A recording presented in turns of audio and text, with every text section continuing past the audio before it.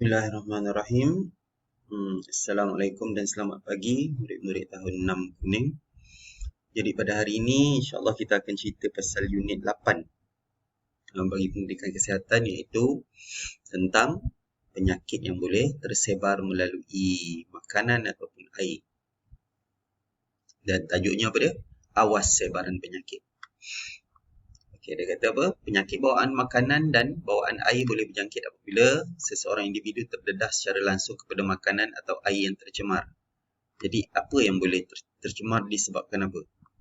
Macam contoh dekat sini ni, dari segi kebersihan kan. Kadang-kadang air yang digunakan tu adalah air yang kotor. Ataupun mungkin kadang-kadang disebabkan makanan dia tu terbuka. Lepas tu orang yang ada penyakit batuk kat depan makanan ni, boleh terkena. Satu lagi macam contoh ni dekat pusat pemindahan banjir, sebabkan ramai orang dan kadang-kadang dari segi kebersihan kurang terjaga, dan lepas tu disebabkan air daripada banjir tu, maka terminum air daripada masa banjir ke apa, maka boleh terkena penyakit dan sebagainya. Okey.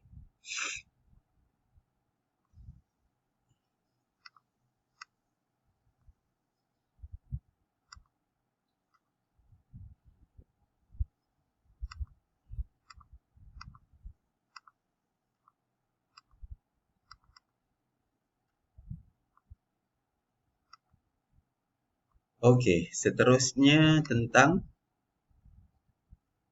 bagaimana dia boleh tersebar. Kita tengok dekat sini.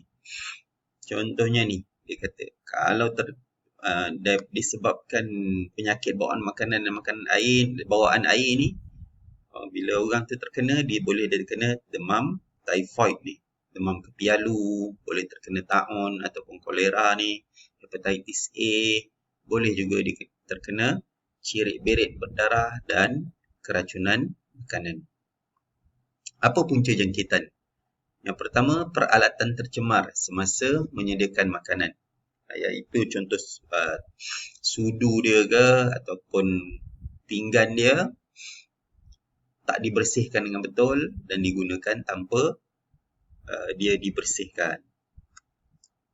Yang kedua, konteks secara langsung atau tidak langsung dengan air tercemar. Contohnya masa air yang digunakan tu air yang tak bersih. Kan? Ataupun macam contohnya ada air yang kotor termasuk ke dalam makanan.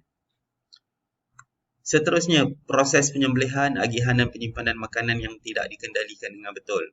Sama ada waktu dia menyembelih ataupun waktu mengagih ataupun simpan. Sebab dulu ada terkena satu kes terkena bakteria salmonella, meninggal waktu kenduri kahwin, waktu pengilan. Ada orang yang menyediakan makanan pengilan dia tak simpan ayam betul-betul. Jadi bila nak masak tu, tengok ayamnya dah tak berapa elok, tapi dia masak juga ayam itu. Maka apa jadi? Rupanya ada di antara ayam tu yang dah terkena bakteria salmonella. Bakteria ke salmonella?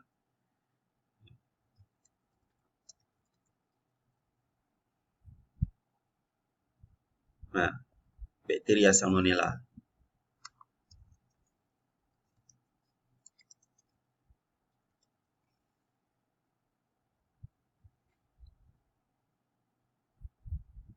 Tu.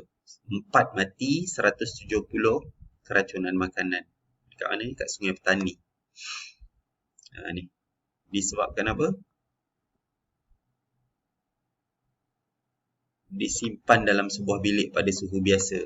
Menyebabkan ayam tersebut dicemari dan digangkiti bakteri salmonella. Ayam tu berbau bila hendak dimasak, tapi tuan rumah memasak kerana bimbang makanan tetamu tak cukup. Itulah yang menjadikan macam tu. Ni antara benda yang berlaku dulu tahun 2013. Okey.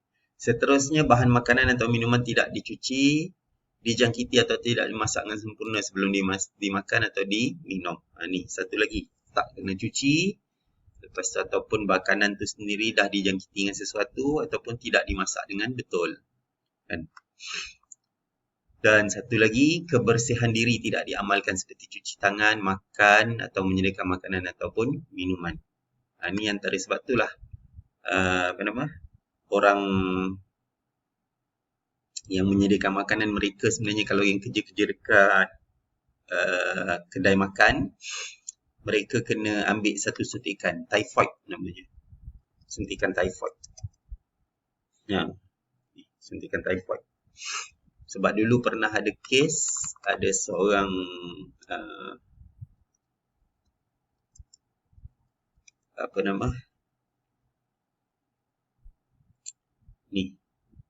Mary Mellon ni nama dia. Dia ni ni typhoid Mary orang panggil dia ni. Kenapa dipanggilkan typhoid Mary? Typhoid ni kan penyakit tadi. Penyakit demam kepialu tu. Typhoid Mary ni, isu dia ialah dia ni sebenarnya ada penyakit typhoid. Ada salmonella. Yang tadi Ustaz sebut tadi tu. And then dia ni kerja sebagai tukang masak. Dan dia sentiasa tak basuh tangan dia. Setiap tempat mana yang dia kerja, mesti orang tu, keluarga tu terkena typhoid. Mesti terkena, ada demam, ada terkena cirit berit dan ada yang mati. Dan setiap kali dia pindah ke tempat yang lain, ada je orang mati. Disebabkan makan makanan yang dia masak. Dan akhirnya bila didapati dia ni yang penyebab typhoid, dan dia ni, tapi dia tak sakit, dia tak mati. Dia ni macam immune. Tapi bila cek pada dia punya hati dia, memang ada dia pembawa typhoid. Jadi sebab itulah pentingnya untuk basuh tangan sebelum makan. Especially orang yang memasak. Dan sebab itulah mesti kena ambil suntikan typhoid tu. Ini awak boleh baca lah. Cari typhoid Mary. Mary. Tahun berapa dia ni? Hidup tahun 1869. Cari pasal typhoid Mary ni. Okey.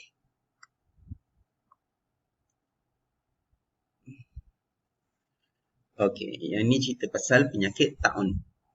Ni dia ada satu disebut keluarga Anita merupakan sebahagian daripada mangsa banjir. Selepas beberapa hari, kakak Anita mengalami muntah-muntah dan cerit-cerit sehingga menyebabkan matanya cengkung, lesu badannya, ototnya kejang dan tubuhnya mengalami dehidrasi. Dehydration ni maksudnya dia kurang air lah.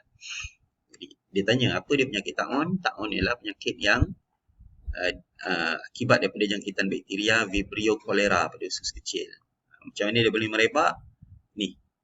Yang pertama, merebak melalui makanan dan minuman yang tercemar dengan kuman taun. Satu lagi, kadang-kadang selalu berlaku waktu banjir. Sebab apa? Sebab waktu tu susah nak menjaga kebersihan diri dan kemudian sumber air yang tercemar. Bila nak minum air tu, air tersebut rupanya dah tercemar dengan kuman kolera tu. Jadi macam mana nak cegah penyakit taun? Amalkan kebiasaan diri, elakkan makanan dan minuman yang dicemari dengan kuman taun, dan makanan dan minuman yang dijual di tepi jalan juga perlu dielakkan. Ini antara sebabnya. Sebab tu kalau nak beli makanan ataupun minuman yang dijual tepi jalan, kena tengok betul-betul dia ni jenis menjaga pakai sarung tangan ke tidak, menjaga kebersihan ke tidak. Kalau tak peduli tentang perkara ni, boleh terkena penyakit-penyakit yang bahaya ni, yang boleh terkena cerit berit, keracunan makanan, dan yang paling teruk matilah. Itu yang paling bahaya. Okey. Baik. Jadinya lepas ni Ustaz bagi kerja sikit. Senang je, kuis yang mudah. Nanti awak tolong buat. Okey. Okey, sekian, terima kasih. Assalamualaikum.